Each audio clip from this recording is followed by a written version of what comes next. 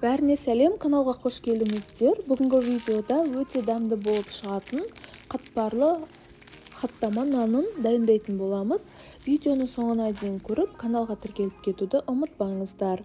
Ең алдымен ыдысымызға жылы суымызды құйып, оның үстінен сүтімізді құйып, бір жұмыртқаны салып, және де дәміне қарай тұз, қантымызды салып, барлығын жақсылап араластырып алатын боламыз.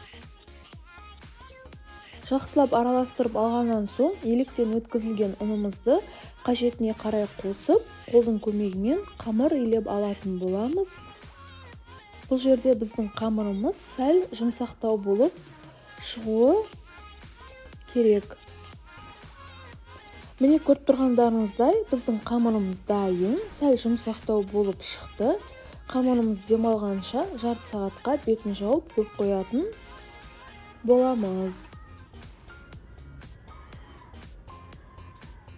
Міне біздің уақытымыз өтті. Қамырымызды өзімізге қажетті екі бөлікке бөліп алатын боламыз. Бұл жерде бізде 3 штук хаттама наны шығатын болады. Бір бөлігін бетін жауып шетке қоямыз, ал бір бөлігін кішкене ұнымызды сеуіп, қамырымызды жайып алатын боламыз. Құрамы мен мөлшерін төменгі описаниеден таба аласыздар. Ең алдымен қамырымызды жақсылап жұмыс жасап жайып алатын боламыз. Бірінші жайылған қамырымызды шетке қойып қойдым. Содан соң дәл солай екінші қамырымызды жұқалау етіп жайып алдым. Оның үстінен сапасы жақсы ертілген сары майымызды құйып, барлық жағына қолдың көмегімен немесе қасықтың көмегімен жақсылап жағып, жайғастырып шығатын боламыз. 1-2 минутқа сары майымыз қатқанша қалдыратын боламыз. Бүгін мен көк пиязбен жасайтын боламыз. Көк пиязымызды алдын ала тазалап жуып, майдалап, ұсақтап турап алдым. Сары майымыз қамырымыздың бетінде сәл қатқаннан соң туралған көк пиязымызды видеодағыдай сеуіп шығатын боламыз. Содан соң бірінші жайылған қамырымызды көк пияздың бетінен видеодағыдай жақсылап түзетіп, орналастырып шығатын боламыз. Содан соң бетін сәл басыңқырап, осы қамырдың үстінен ертілген сары майымыздың барлығын құйып,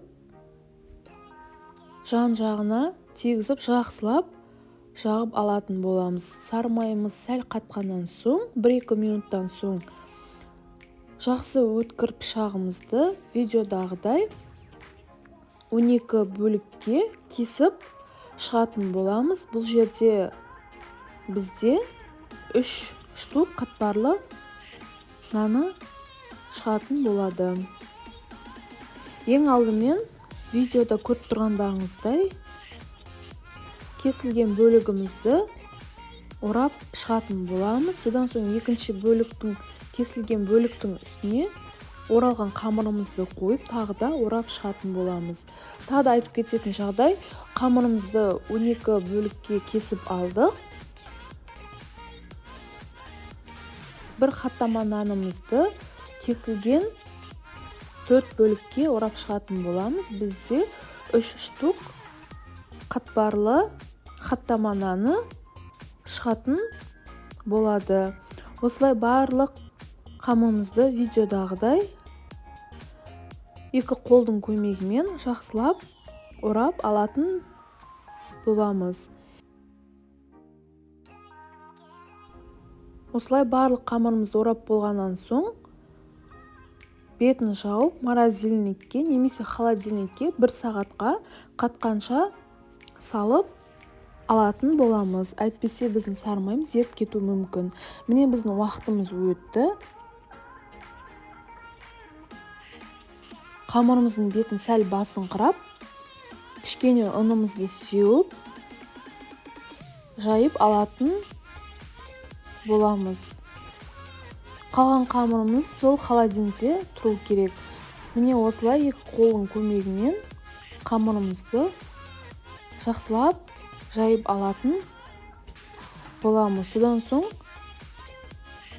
Пергамент қағазын төсеп формамызға салып қызып тұрған пеште 20-25 минутта пісіріп алатын боламыз. Бүгін мен қатпарлы қаттама нанымды пеште пісіріп алатын боламын. Сіздер газде пісіріп алсаңыздар да болады.